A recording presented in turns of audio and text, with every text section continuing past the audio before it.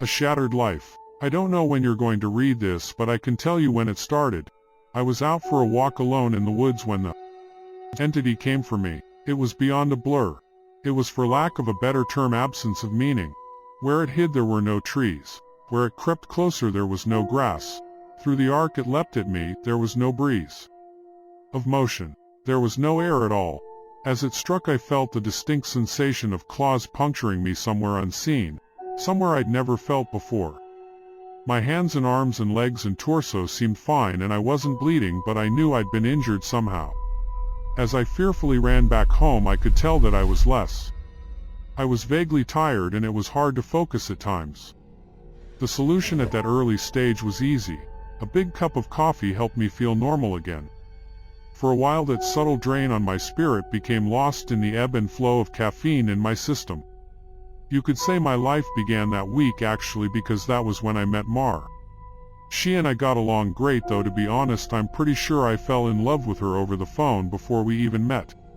It was almost as if the strong emotions of that first week made the entity fight back. It was still with me, latched onto some invisible part of my being. The first few incidents were minor and I hardly worried about them. The color of a neighbor's car changed from dark blue to black one morning and I stared at it before shaking my head and shrugging off the difference. 2 days later at work a coworker's name changed from Fred to Dan. I carefully asked around but everyone said his name had always been Dan. I figured I'd just been mistaken. Then, as ridiculous as this sounds, I was peeing in my bathroom at home when I suddenly found myself on a random street. I was still in my pajamas, pants down and urinating, but now in full view of a dozen people at a bus stop. Horrified I pulled up my clothes and ran before someone called the cops. I did manage to get home, but the experience forced me to admit that I was still in danger. The entity was doing something to me, and I didn't understand how to fight back. Are you sure you want to know? It never makes you feel better. Tears brimmed in my eyes. Then I don't care if it hurts or if I die. I don't want to stay in a time where she's not alive. He made a sympathetic noise of understanding and then returned to his machines to hook several wires, diodes and other bits of technology to my limbs and forehead. While he did so, he talked. I've worked for 2 decades to figure this out, and I've had a ton of help from other researchers of the occult. This parasite doesn't technically exist in our plane. It's one of the lesser spawns of Micro SS Micro, and it feeds on the plexus of mind, soul and quantum consciousness reality. When details like names and colors of objects changed, you weren't going crazy. The web of your existence was merely losing strands as the creature ate its way through you. I didn't fully understand. I looked up in confusion as he placed a circlet of electronics like a crown on my head in exact line with where the parasite's mouth had ringed me. What's Micro SS Micro? He paused his work and grew pale. I forgot that you wouldn't know. You're lucky, believe me. After a deep breath he began moving again and placed his fingers near a few switches. Ready? This is carefully tuned to make your nervous system extremely unappetizing to the parasite, but it's basically electroshock therapy. I could still see Mar's smile. Even though she was dead, I'd just been with her moments ago. Do it. The click of a switch echoed in my ears and I almost laughed at how mild the electricity was. It didn't feel like anything, at least at first. Then I saw the mirror shaking and my body within that image convulsing. Oh, no, it did hurt. Nothing had ever been more painful. It was just so excruciating that my mind hadn't been able to immediately process it. As my vision shook and fire burned in every nerve in my body, I could see the reflected trembling light silhouette of the parasite on my head as it writhed in agony equal to mine. It had claws, 6-clawed lizard-like limbs under its leech-like body, and it cut into me in an attempt to stay latched on. The electricity made my memories flare. Mar's smile was foremost, lit brightly in front of a warm fire as the snow fell past the window behind her. The edges of that memory began lighting up, and I realized that my life was one continuous stretch of experience. It was only the awareness of it that had been fragmented by that feasting evil on my back. I'd never managed to be there for the birth of my son.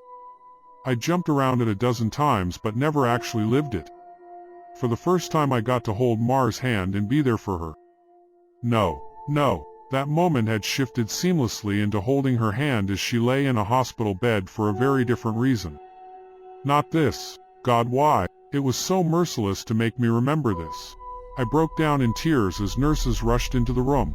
I didn't want to know. I didn't want to experience it. I'd seen all the good parts, but I hadn't wanted the worst part, the inevitable end that all would one day face. It wasn't worth it. It was tainted. All that joy was given back 10,000-fold as pain. The fire in my body and in my brain surged to sheer white torture, and I screamed. My scream faded into a surprised shout as the machines and electricity and chair faded away. Snow was no longer falling around my life. I was out in the woods on a bright summer day. Oh God! I turned to see the creature approaching me. It was the same absence of meaning, the same blank on reality. It crept forward just like before, but this time it hissed and turned away. I stood astounded at being young again and freed from the parasite. My grandson had actually done it. He'd made me an unappetizing meal, so the predator of mind and soul had moved on in search of a different snack. I returned home in a daze. And while I was sitting there processing all that had happened, the phone rang. I looked at it in awe and sadness. I knew who it was. It was Marjorie calling for the first time for some trivial reason she'd admit 30 years later was made up just to talk to me. But all I could see was her lying in that hospital bed dying. It was going to end in unspeakable pain and loneliness. I would become an old man left to sit by myself in an empty house, his soulmate gone long before him. At the end of it all, the only thing I would have left, sitting and watching the falling snow. But now, thanks to my grandson, I would also have my memories. It would be a wild ride no matter how it ended. On a sudden impulse, I picked up the phone. With a smile I asked, "Hey, who's this?" Even though I already knew. Author's note. Together my grandfather and I did set out to write the tale of his life. Unfortunately, his Alzheimer's disease progressed rapidly and we were never able to finish.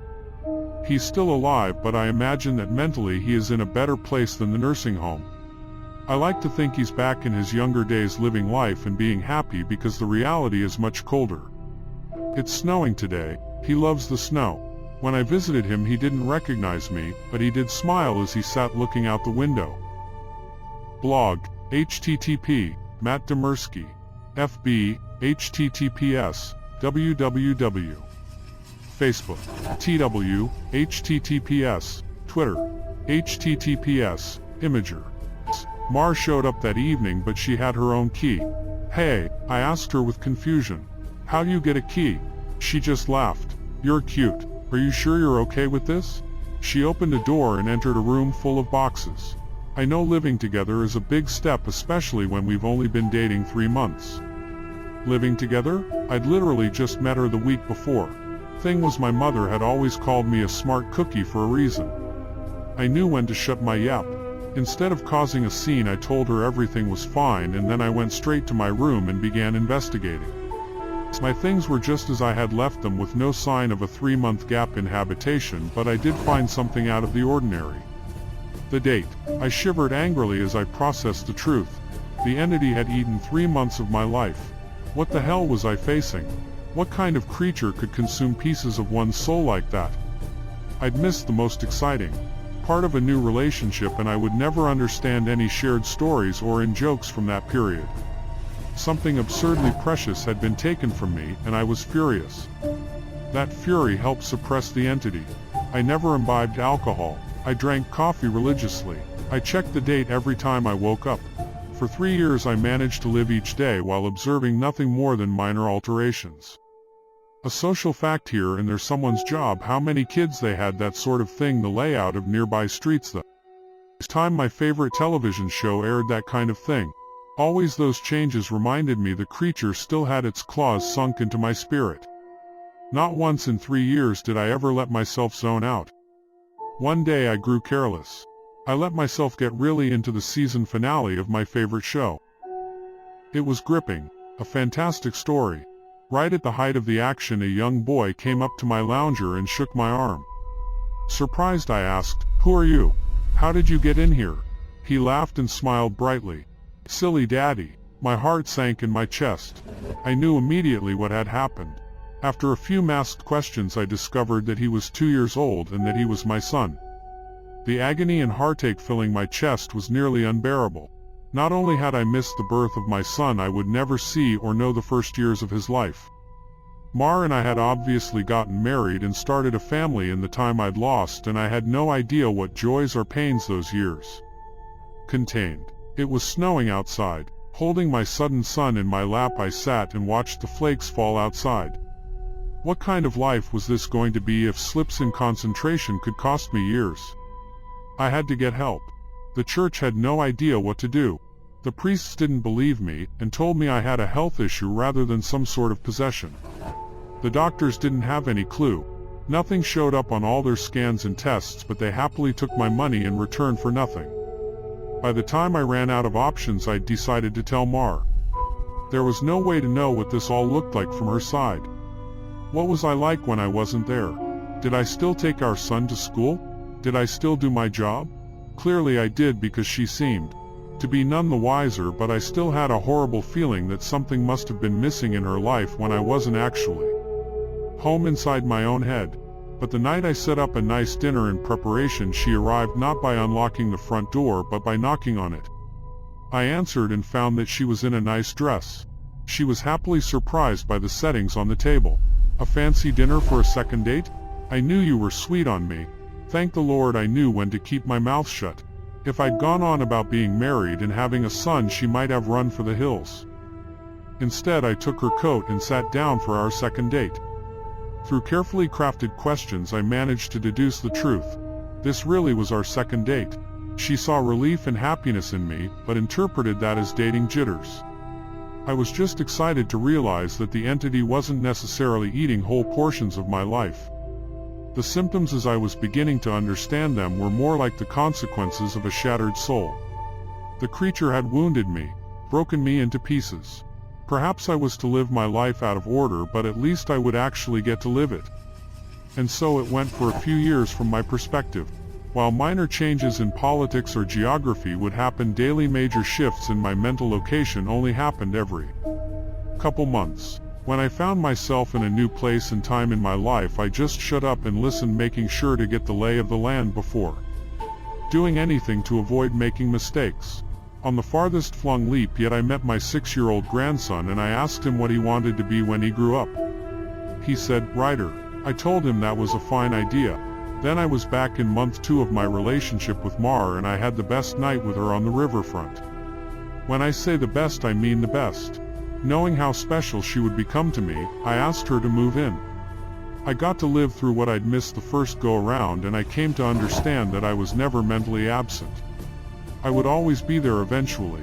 When we were moving her boxes in, she stopped for a moment and said she marveled at my great love, as if I'd known her for a lifetime, and never once doubted she was the one. That was the first time I'd truly laughed freely and wholeheartedly since the entity had wounded me. She was right about my love for her, but for exactly the reason she'd considered a silly romantic analogy. I had known her my whole life, and I'd come to terms with my situation and found peace with it. It wasn't so bad to have sneak peeks at all the best parts ahead. But of course I wouldn't be writing this if it hadn't gotten worse. The entity was still with me. It had not wounded me and departed like I'd wanted to believe. The closest I can describe my growing understanding was that the creature was burrowing deeper into my psyche, fracturing it into smaller pieces. Instead of months between major shifts, I began having only weeks. Once I noticed that trend, I feared my ultimate fate would be to jump between times in my life, heartbeat by heartbeat, forever confused, forever lost. Only an instant in each time meant I would never be able to speak with anyone else, never be able to hold a conversation, never express or receive love. As the true depth of that fear came upon me, I sat in an older version of me and watched the snow falling outside. That was the one constant in my life. The weather didn't care who I was or what pains I had to face. Nature was always there. The falling snow was always like a little hook that kept me in a place.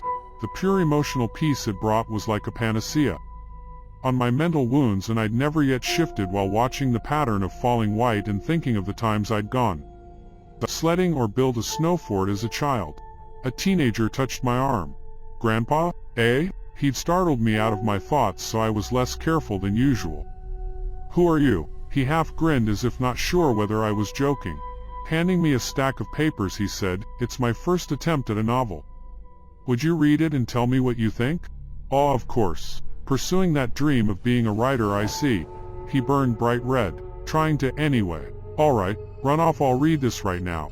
The words were blurry and annoyed. I looked for glasses I probably had for reading. Being old was terrible and I wanted to leap back into a younger year, but not before I read his book. I found my glasses in a sweater pocket and began leafing through. Mar puttered in and out of the living room, still beautiful, but I had to focus. I didn't know how much time I would have there. It seemed that we had relatives over. Was it Christmas? A pair of adults and a couple kids I didn't recognize tromped through the hallway, and I saw my son, now adult, walk by with his wife on the way out the door. As a group, the extended family began sledding outside. Finally, I finished reading the story and I called out for my grandson. He rushed down the stairs and into the living room. "How was it?" "Well, it's terrible," I told him truthfully. "But it's terrible for all the right reasons. You're still a young man, so your characters behave like young people, but the structure of the story itself is very solid." I paused. I didn't expect it to turn out to be a horror story. He nodded. "It's a reflection of the times. Expectations for the future are dismal, not hopeful like they used to be." "You're far too young to be aware like that," I told him. An idea occurred to me. "If you're into horror, do you know anything about strange creatures?" "Sure. I read everything I can. I love it." Warily I scanned the entrances to the living room. Everyone was busy outside. For the first time I opened up to someone in my life about what I was experiencing. In hushed tones I told him about my fragmented consciousness. For a teenager, he took it well. "You're serious?" "Yes." He donned the determined look of a grown man accepting a quest. "I'll look into it, see what I can find out. You should start writing down everything you experience. Build some data. Maybe we can map your psychic wound." "Wow, sounds like a plan." I was surprised. That made sense and I hadn't expected him to have a serious response. "But how will I get all the notes in one place?" "Let's come up with somewhere for you to leave them," he said, frowning with thought. "Then I'll get them and we can trace the path you're taking through your own life, see if there's a pattern."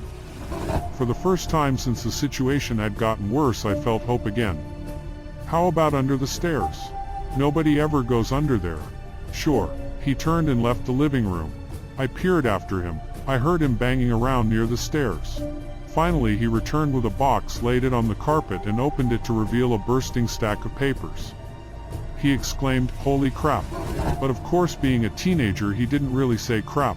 Taken aback, I blinked rapidly, forgiving his cussing because of the shock. "Did I write those?" He looked up at me with wonder. "Yeah, or, you will. You still have to write them and put them under the stairs after this." He gazed back down at the papers, then covered the box.